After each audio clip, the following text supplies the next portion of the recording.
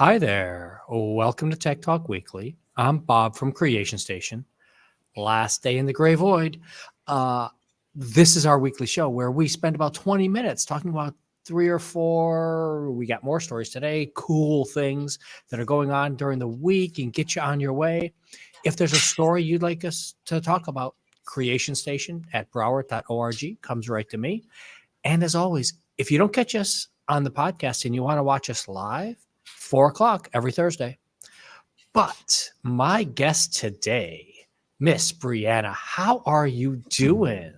I'm good. How are you? Brianna is one of the people helping us in community engagement with summer learning. How many boxes have you actually packed up, do you think? Boxes that I packed up so far? Yeah. I think like 50 something. Oh, that's like today. Today? No, that's just your recent stuff. How many things you have already sent out to every single branch at least 2-3 times already? You've done hundreds of boxes. I have seen the piles by your office going in and out of there. It is insane. Yeah. It is just a tremendous amount of work. This is how everything gets done around here, folks. It's because of people like Brianna who help us all work this project. Wait till you see June. It's going to be amazing. Did you like these interesting stories this week? Of course, yes. So this first one here, speaking of drips and lots of stuff going on, had you ever heard about the pitch experiment before? The pitch experiment? I might have. I think so. I'm not too sure if I... It's a semi-famous science experiment out there, but one of the reasons why it made the news this week is because two things. One, they're expecting another drop, quote unquote, soon. So the pitch experiment is this exact picture right here. If you're not seeing it live, if you're not watching us on the video, hit up the links that are in the show notes and everything is there for you to be able to see them. But there's a picture of it here where pitch, it's a thick semi-liquid that they use for caulking on ships in the old days, for caulking on ships and such. And it is viscous, so it does drip. And the experiment's been running for over 100 years. And they're waiting for drop number 10. Wait, so throughout this whole time, it's been only 9 drops? Yeah. Yeah.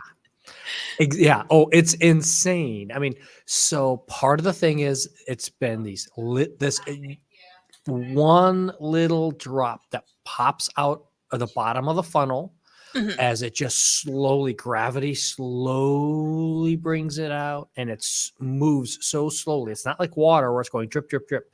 This is not even molasses or something like that, where it's a slow moving sludgy thing.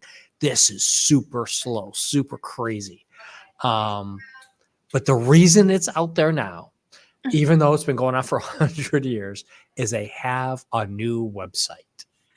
Ooh. So they have this very cool website that you can go watch the live feed of this going up. We're going to see if it'll load for me again right now. And this is why I was teasing about it's going to happen, quote unquote, soon, because they've passed what they think is the halfway mark for the next drop. Oh.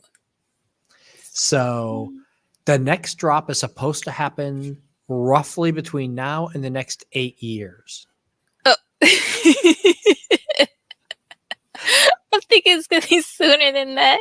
No. Is it because of gravity? Like, yeah. Is there... So it eventually falls because of gravity. Yeah. And we're watching it live just in case. No, it's not going to happen. That would be really freaky if it did. But the idea is that it just takes so long for the liquidish stuff to soak through that it just goes forever. I mean, the first person, 2 of the first people who created the experiment died before the very first drop ever hit. Oh. And the lead person on the experiment during that time period was not in the room when the first drop fell. Oh, They wow. totally missed the first one altogether. And it's gone through like 6 different researchers now, and it's 100 years old. It's an insane little fun story about science. Go read it. It's really cool. Is there any purpose to this? Like it, or it's just an experiment? It's an experiment. It's an experience. It's an experiment on the experiences that sailors in the 1800s were encountering. And this is something that they actually did try. And they were trying to prove a point, just what the rate of this falling apart would be. And it turns out they were kind of wrong, kind of good, sort of in between. And part of it is this isn't like a super precise experiment like we would think about nowadays, partially because, I mean, this is from the 1920s is when it started. Mm-hmm. And it's been in all sorts of different temperature control things and humidity, and nobody thought to measure the hole, the diameter of the hole that it's coming out of. So nobody knows exactly what the diameter is, et cetera, et cetera. Oh, not even the No, not even the scientists, original. because nobody wrote it down back then. Oh, They were just I like, see. okay, well, let's just set up this experiment and see what happens. And it took 12 years for the first one, and they're like, oh, hey, wait a minute. Yeah. So I'm assuming it takes 12 years or around that time frame. Around, they're thinking it's another 6 to 8 years before it's going to fall. But just in case, it's up on the web, so you can go watch it. It's a bizarre thing. This is a story we got to cover because it's AI, and they had lots of different announcements this week between OpenAI and Google I/O and all the different AI stuff that came out. But this is the one story out of the mess of all of them that is actually available now, which is our key thing on our show. There's a lot. Apple made some great announcement about some accessibility stuff that's coming later this summer. When it happens, we'll bring that up because it looks really amazing. You can go use this now, GPT-4o. You can go out and use it right now and do real voice interpretations, I guess. And it's not that it is, and everybody's talking about this being Scarlett Johansson from Her and such like that. Have you done any of the voice stuff at all, Brianna, yet? Yes, I have actually. It's for like Tell me. translations. Yeah. When I had to make some calls and some of our guests were only spoke Spanish and I am not that fluent. Mm-hmm. So I utilized AI to translate with them, and it did work actually. Now, So how did you feel about the timing of it? Like when you gave it in, how it was spitting back out the information, the translation? Oh, I had it all set and ready. Oh, okay. For what I was going to say. And then if anything, I would ask them to hold on, or like I would ask them to hold on for a minute, and I would type it in if there's anything extra. Yeah, and see, this is going to save you that extra step of typing in because it'll work with the microphone on the phone, and it works with the camera on your phone also, so that you can be pointing the camera at something on the table and it will interpret it for you and be able to talk about it. You can use it to do the translation stuff like that. You can just be asking questions about, well, tell me about this flower that is there in a pit that it captures on the camera, et cetera, and stuff. The real advantage to this, of why I'm even bringing it up, is that they have now moved to both on device and linking 3 different types of models that are required to be able to pull this off. So it doesn't get you that weird little like you see like some pauses, especially on live stuff. Now, when it starts to talk like this, it doesn't do that. It's natural conversation because it's so much faster now. Oh, yes. So it formulates the conversation more natural. Yeah. That's what they're calling it, the natural conversation stuff. Yeah. So it's going to be interesting. I think the comparisons to the movie Her and Scarlett Johansson are obvious and aren't accurate, but it's going to be interesting to see what the people do with this, because they've already shown you can recreate people's voices very, very easily using a lot of these tools now. So, Oh, have you tried it yet? no, actually not. Mostly because the stuff that I need to experiment with is all text based. It's more like, are you giving me accurate answers? Mhm. I just did a thing today on Copilot where I submitted my bug reports about, okay, I asked these questions and it just stopped halfway through an equation because it didn't know what to do. Oh, Yeah. I mean, it was going along pretty well. And then it just kind of like stopped. I was like, okay. okay So there. it's still in the fix. Oh yeah, then. everything is still working. It's getting better much faster than Mhm. some people thought it would, but it still takes time Of course, of because it course. cannot catch up with a human brain. And that is one of the very cool stories that came out. Oh, 3D brain scanning. Yeah. So in this one, it's a millimeter cube. So Mhm. super, super tiny little bits of things. But they generated just that one scan is 1.4 petabytes of information. Petabytes. Petabytes. Oh, So we are talking 57,000 cells, 230 millimeters of blood vessels, and 150 million synaptic connections, all mapped, all displayed in 3D. You can spin it around. You can look at all this stuff. Of course, we got the link in the show notes for you, so you can go right to the site to go experiment. But just to give an idea of how much that is, those petabytes, if you want to go do an entire brain, you're talking 1.6 zettabytes of information, which are terms most people don't even know. You have no idea what a zettabyte is, do you? I could take a guess. It's in the trillions, Over. over trillions. Yeah. Oh, For example, if you were to build a modern data center to hold all that information oh, for you would. one brain, it would be over 140 acres of a building. Makes sense. It's huge. So we are not near Star Trek scanning people in and spit them back out yet. And it's going to be a while, if ever. But just some of the things. So I put two different links because one of them is the science one has got super straightforward. This is da. And then some have just got some really interesting pictures and colors about why. And the idea of terabytes of information and gigabytes of information and stuff is just so easy to get into.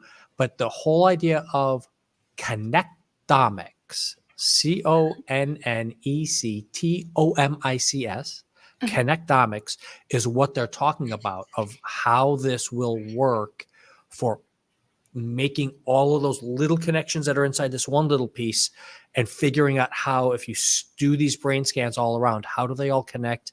What is all this linkages? What all works here? So there is a tremendous amount of stuff.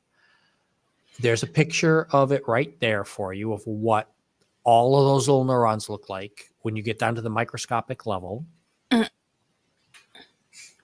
So it's similar to neurons in the human brain? Yes. Yes. See, you got this. Yes.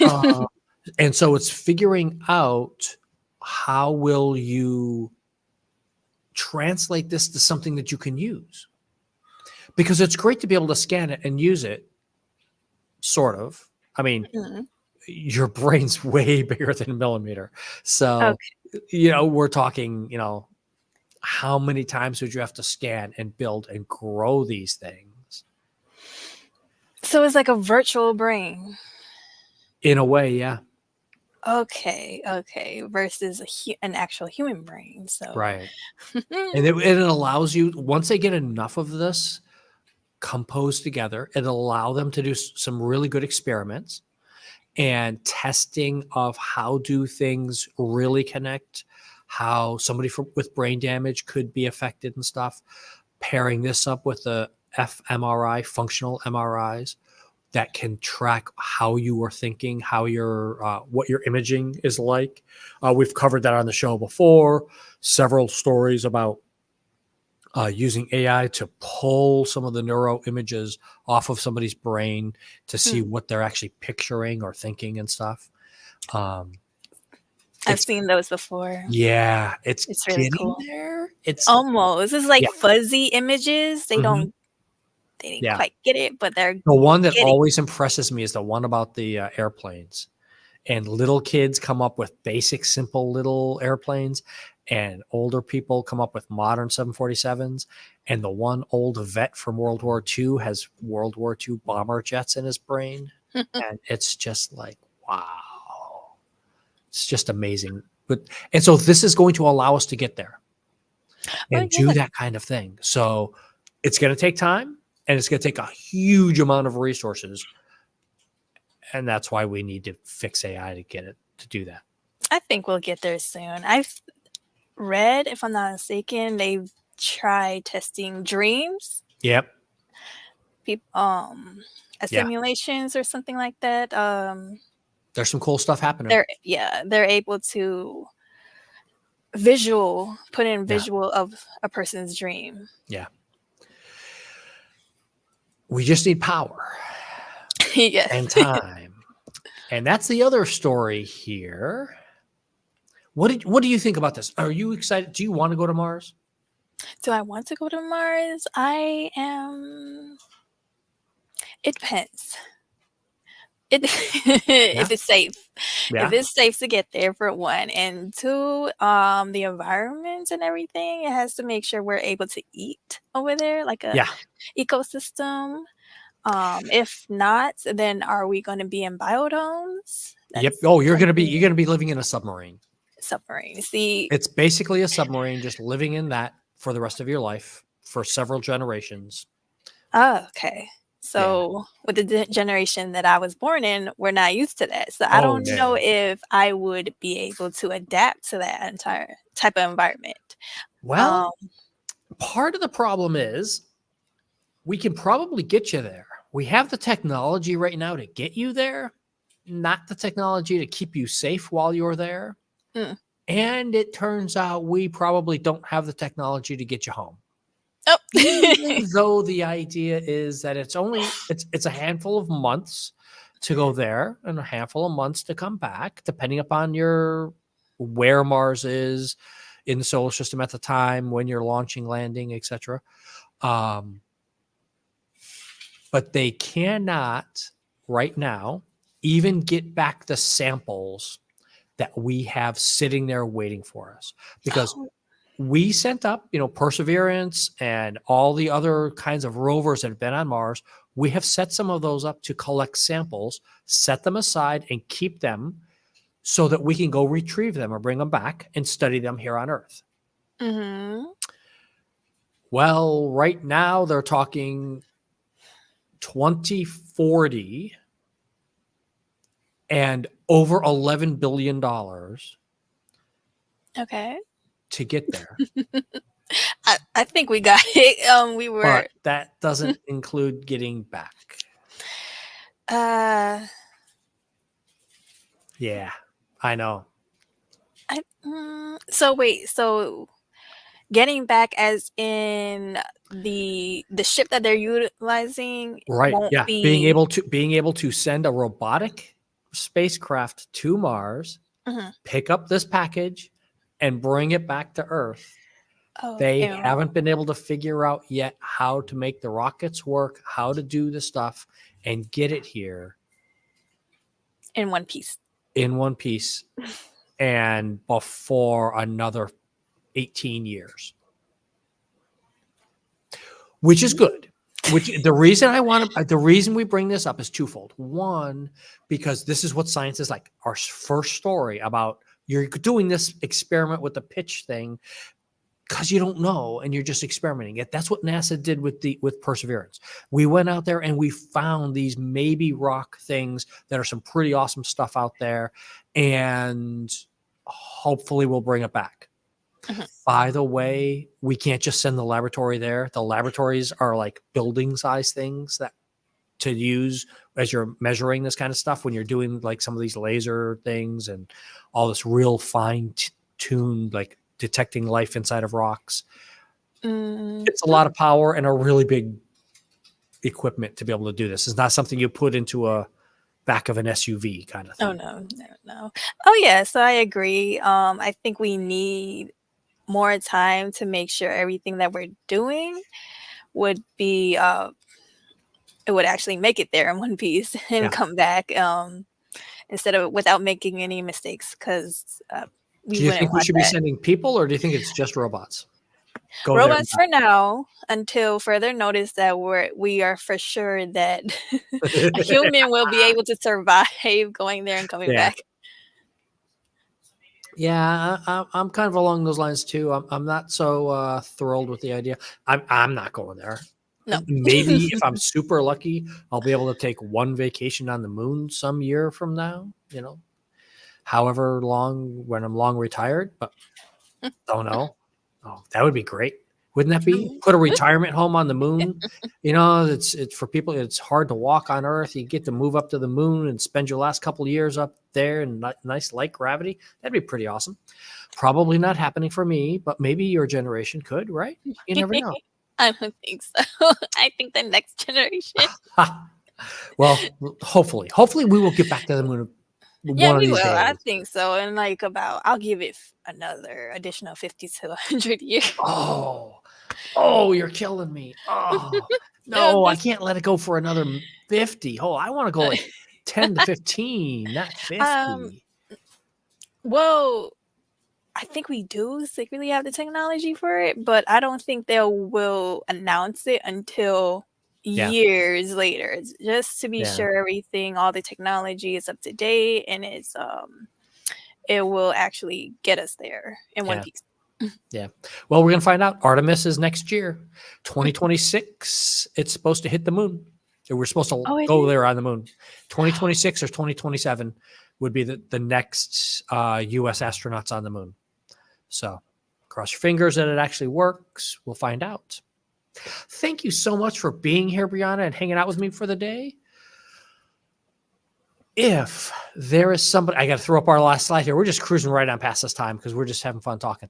If there is a librarian or library you want to see featured on the show, reach out, creationstation@broward.org, and we'll see everybody next week. Have a great time. Bye.